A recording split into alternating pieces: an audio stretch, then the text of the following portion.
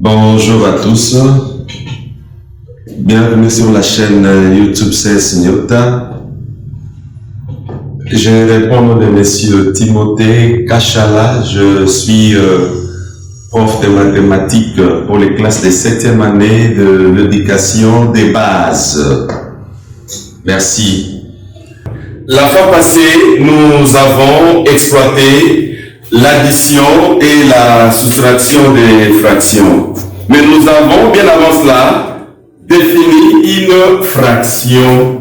Nous avons dit qu'une fraction était définie comme étant un rapport des deux nombres. Je donne un exemple. Nous avons 3 huitièmes. Nous disons qu'une fraction sera définie comme étant un rapport des deux nombres. Et une fraction est composée de combien d'éléments? Très bien, demoiselles. Nous avons dit qu'une fraction est composée de 3 éléments, à savoir, nous avons les 3. Les 3 symbolisent quoi? Les 3 symbolisent le numérateur. Je parle par la lettre N. Les 3 symbolisent les numérateurs. Et nous avons également le deuxième élément qui est la barre des fractions. Et le troisième élément, nous avons le dénominateur. Très bien. Ce n'est pas fini. Nous avons également exploité l'addition et la soustraction des fractions. Et dans ces sous-points, vous retiendrez ce qui suit. Pour additionner ou soustraire 2 fractions, nous avons 2 cas. 2 cas qui se présentent. Le premier cas, nous avons l'addition des fractions ayant le même dénominateur. Qu'est-ce que vous constatez là-bas? Vous allez constater que nous avons le même dénominateur. Qui est combien là-bas? Qui est 13.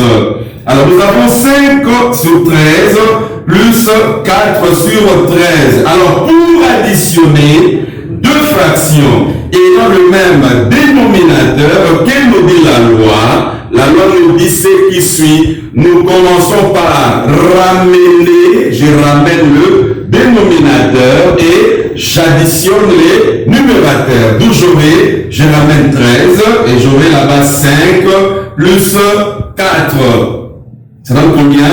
9 sur 13. Le deuxième exemple, nous avons la soustraction des 2 fractions. Comme nous l'avons dit, je commence par ramener le dénominateur et je procède à la soustraction des numérateurs. J'aurai 2 comme étant les dénominateurs là-bas et je procède à la soustraction. J'aurai là-bas 5 moins 1. Ça donne combien? 4 sur 2.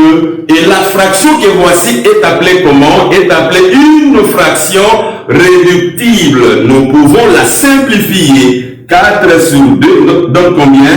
Ça donne 2. Ok. Le deuxième cas, nous avons l'addition et la soustraction des fractions n'ayant pas le même dénominateur. Qu'est-ce que vous constatez là-bas? Nous avons le tout premier exemple, 15 sur 7 moins 3 sur 4.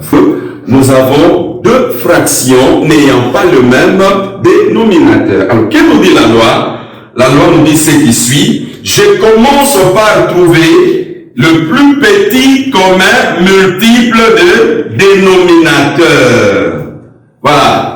Nous écrivons, nous avons la fraction 15 sur 7 moins 3 sur 4. Les 2 fractions n'ont pas le même dénominateur. Alors, qu'est-ce qu'on fait? Nous allons trouver le PPCM. Nous écrivons le PPCM. Qu'est-ce que signifie PPCM? Le PPCM signifie tout simplement le plus petit commun multiple. Alors, comment trouve-t-on le PPCM des 2 nombres? Donnez-moi la bonne réponse chez vous à la maison. Comment trouve-t-on le PPSM des deux nombres? Le PPSM des deux nombres est tout simplement les produits des facteurs premiers, communs ou non communs, figurant dans la décomposition, chacun étant considéré avec son plus fort exposant. Voici la marche. Je commence par décomposer 7 pour trouver quoi? Pour trouver son écriture primaire. Je décompose 7. 7 est divisible par 7 là-bas. 7 divisé par 7 nous donne 1. Et nous pouvons écrire l'écriture primaire de 7. 7 sera égal à 7. Très bien. Je décompose également 4. 4, je décompose 4 là-bas, j'aurai 4 divisé par 2 sera égal à 2 et 2 divisé par 2 nous donne 1. Et nous pouvons écrire l'écriture primaire de 4. 4 sera égal à 2.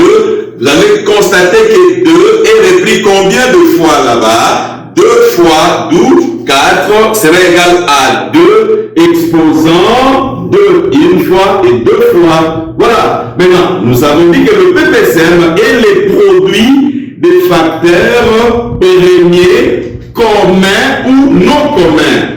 Le PPSM de 7 et 4 sera égal. Nous avons là-bas 7 et 7. Nous avons dit que le PPSM est le produit. Donc on aura 7 multiplié par 2 exposant 2 nous donne 4. J'écris là-bas 4. 7 fois 4 donne combien? 28. Voilà. Et le 28 trouvé devient le dénominateur commun de 7 et 4. Et nous écrivons là-bas 28. Ce n'est pas fini. 28 divisé par 4. C'est vrai? Oui? Ah oui, vous avez raison. Je me suis trompé. Vous avez raison. C'est pas 4. 28 divisé par 7. Moi j'ai dit 4. Ah, parce qu'il y a 4 ici. Voilà. Ça va? 28 divisé par 7, ce qui donne 4. Oui, oui. 28, moi j'ai dit 4. 28, ok? 28 divisé par 7 nous donne combien? Nous donne 4. Alors 4 fois 15 nous donne combien? 4 fois 15, nous allons trouver 60. Très bien. 28 divisé par 4 nous donne 7. 7 fois 3 nous donne combien? 21. 21. Alors, nous allons maintenant soustraire 60 moins 21. 60 moins 21 donne combien? 60 moins 21 nous donne 39 sur 28.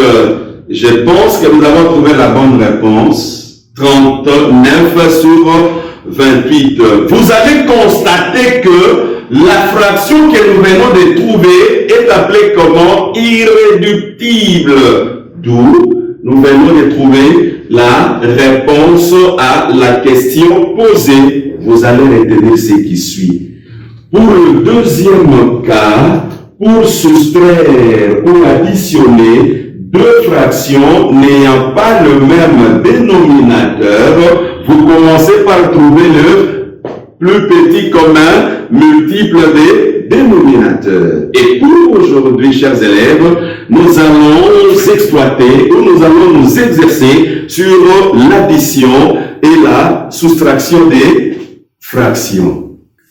Nous passons aux exercices. Et nous avons le tout premier numéro.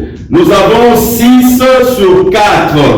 Sur 4 moins un quart. La première question qui vous est posée, qu'est-ce que vous avez constaté? Très bien, messieurs. Nous avons constaté que les deux fractions ont le même dénominateur. Alors nous avons dit que lorsque nous avons l'addition ou la soustraction de fractions ayant le même dénominateur, j'écris d'abord là-bas la barre de fractions, je ramène le dénominateur là-bas, et comme nous avons la soustraction, nous allons procéder à la soustraction des numérateurs. J'aurai 6 moins 1 égale à 4 là-bas. 6 moins 1 donne combien? 5. Et voici la réponse qu'il fallait trouver. Nous avons le deuxième exercice. 7 sur 30 moins 2 sur 15. Vous allez constater que les deux fractions n'ont pas le même dénominateur. Alors, que nous dit la loi? Pour trouver la réponse, nous devons d'abord trouver quoi? Trouver le PPSM des 30 et 15. Ça va? Maintenant, je décompose 30. Je décompose 30 pour trouver quoi? Je décompose 30 pour trouver son écriture primaire. 30 divisé par 2 nous donne combien? Nous donne 15. 15 divisé par 3 nous donne 5. Et 5 divisé par 5 nous donne combien? Nous donne 1. Et nous pouvons trouver maintenant l'écriture primaire de combien? De 30. 30 sera égal à 2 points. Le point en mathématiques algèbre symbolise la multiplication. 2 points 3 points 5. Je décompose également 15. 15 divisé par 3 sera égal à 5. 5 divisé par 5 sera égal à 1. Et nous écrivons là-bas 15 sera égal à combien? À 3.5. Voilà. Nous pouvons maintenant trouver le PPSM de 30 et 15. Nous écrivons PPCM de combien? De 30 et de 15. Nous avons dit ce qui suit. Le PPSM est le produit des facteurs premiers, communs ou non communs, figurant dans la décomposition, chacun étant considéré avec son plus fort exposant. Voilà. Nous avons 30 là-bas. Voici la décomposition des 30. Nous avons 2.3.5. Et la décomposition des 15, nous avons 3.5. Je commence avec 2. Je commence avec 2 là-bas pour trouver le PPSM des 30 et 15. Voilà, j'écris là-bas 2 points. Je passe à 3. Je regarde aussi de l'autre côté. Nous avons 1, 3 également là-bas. Nous écrivons 2 points, 3 points.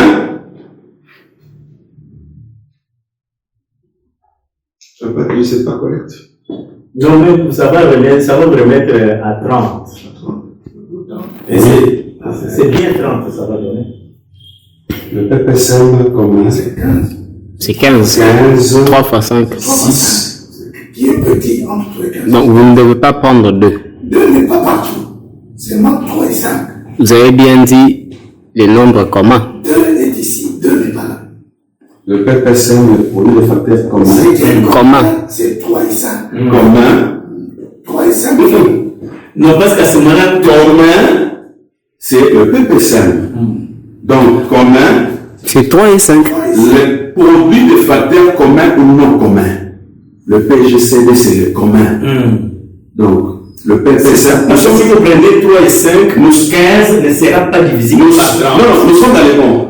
Largement dans le Nous sommes dans les bons. Le PGCD, c'est le commun. Et c'est fin, à peu près 2. Hein? Oui, le PGCD, ici, le PGCD sera égal à combien? À 3 et 5. Ça fait 15. Ça fait 15. À ce moment-là, 15 n'est pas divisible par 30. Parce qu'ici, on va trouver 30. On doit trouver 30 là. 30, oui. D'accord. Oui. Allez, vous cherchez à répondre. Le PPCM, Oui, ça va. Oh, mais nous sommes entrés dedans. Oui, pas de problème. On va nettoyer. Pas de problème. Allez-y. À vous couper, hein. ok. Nous allons trouver le PPCM de 30 et 15. Je commence avec 2. J'aurai 2 là-bas. Nous avons 3 pour 30 et nous avons également 3 pour 15. Nous écrivons également 3 et point 5 parce que nous avons dit que pour trouver le PPCM, c'est les produits de facteurs communs ou non communs. Alors, le PPCM de 30 et 15 serait égal à combien? 2 fois 3 nous donne 6, fois 5 nous donne 30. Le 30 trouvé devient le dénominateur des 30 et 15. Alors, 30 divisé par 30 nous donne 1. 1 multiplié par 7 serait égal à 7. 30 divisé par 15 nous donne combien? 2. 2 fois 2 nous donne 4. Voilà, nous donne 4 et nous pouvons procéder à la soustraction des dénominateurs. 7 moins 4. Numérateur. Qu'est-ce qui m'arrive, mon Dieu?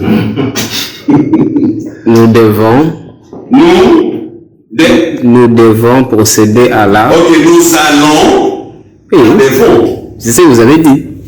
Oui, c'est mal fou, les francophones. Non, ce n'est pas un problème, ça veut dire nous devons ou bien nous allons. Ok, nous allons procéder à la soustraction des numérateurs. 7 moins 4 nous donne 3 sur 30. Mais ce n'est pas fini. Nous avons appris les fractions irréductibles et les fractions réductibles. Nous pouvons simplifier parce que la fraction que nous avons est appelée comment? Elle est appelée une fraction réductible. Oui. Nous avons appris. Oui, ça c'est. C'est bon? Nous avons appris. Nous avons C'est ça, mon cher. Non, non, je pensais apprise. Non, non, ce n'est pas féminin. Voilà. Nous avons appris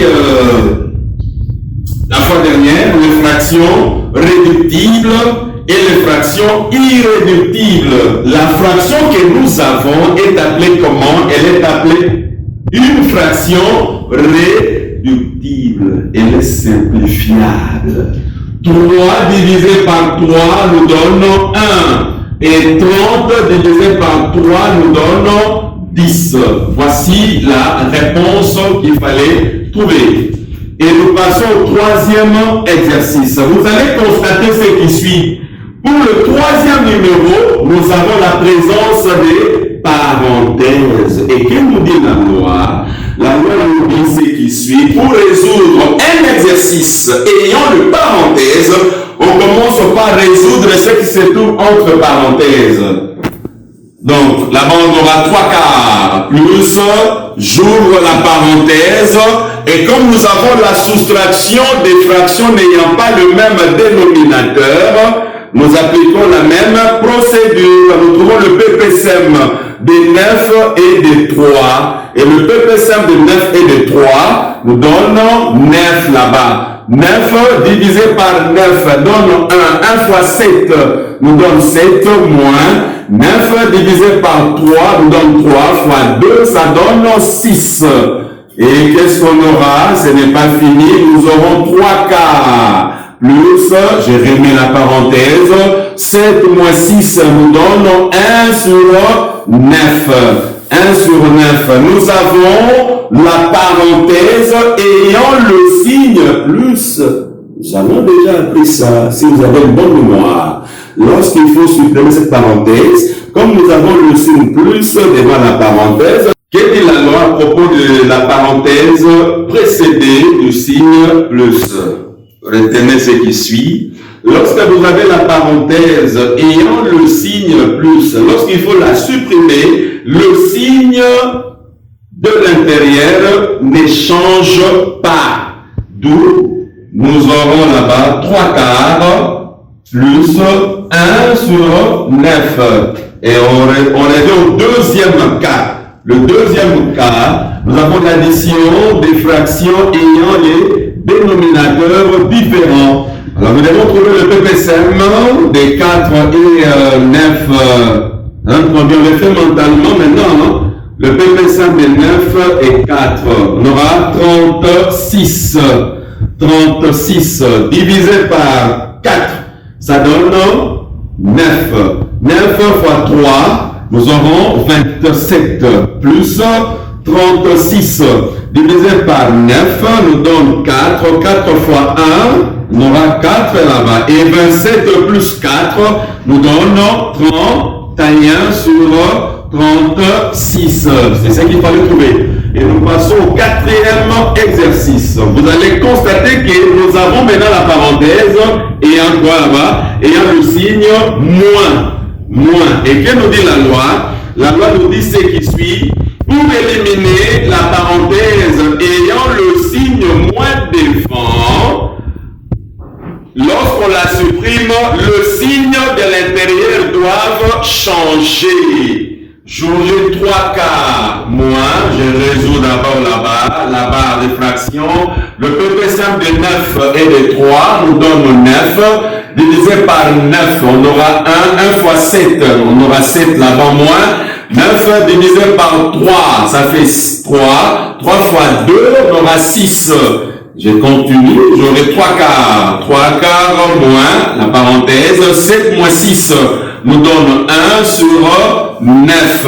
Et j'aurai 3/4. J'ai la parenthèse ayant le signe moins devant. Lorsqu'on la supprime, le signe de l'intérieur change. D'où j'aurai 3/4 moins 1 sur 9. Moins 1 sur 9. Et je trouve le PPSM là-bas. Ça fait combien? Ça fait 36. Alors j'aurai 36 divisé par 4. Ça fait 9. 9 fois 3. J'aurai 27 moins 36 divisé par 9. Ça donne 4 fois 1, ça fait 4, et 27 moins 4, donne 23 sur 36. Et le tout dernier numéro, nous sommes là-bas, le numéro 6. Le numéro 6, nous allons trouver le dénominateur commun là-bas de H, H et 2H. Les dénominateurs communs de H, 2H, sera égal à 2H. Alors, 2H divisé par H, voici la marche. 2H divisé par H. Vous simplifiez le H, vous restez avec 2, ok? Voilà, 2H divisé par H nous donne 2. 2 fois 2A, j'aurai 4A. Voilà, plus 2H divisé par H nous donne 2. 2 fois 3A, j'aurai 6A. Plus 2H divisé par 2H, j'aurai 1.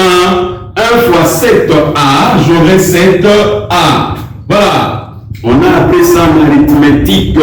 Nous avons des monomes semblables, ayant la même partie littérale. Parce que dans un monome, nous avons deux grandes parties. Nous avons le coefficient et la partie littérale. Et qu'est-ce que vous constatez? Vous constaterez avec moi que les monomes que nous avons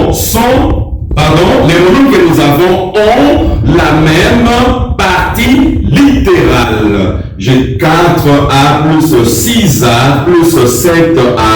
J'ai fait l'addition des coefficients.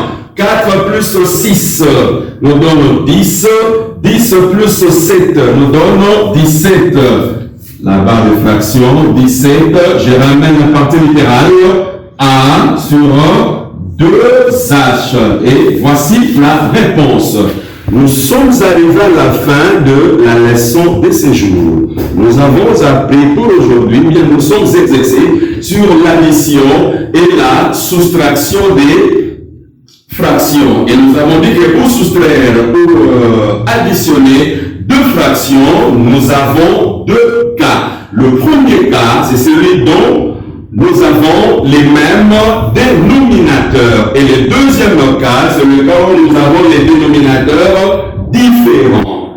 Comme on l'a toujours fait, Papa Timothée va vous jauger à partir de la maison. Vous allez répondre au devoir qui vous est donné. Vous avez 5 questions. Vous faites ça calmement, je vois à la maison. Pour terminer, comme vous le savez, le monde entier passe des moments difficiles et compliqués avec les Covid-19. Il vous est demandé, chers élèves, de respecter les mesures préventives pour ne pas attraper les coronavirus. Portez toujours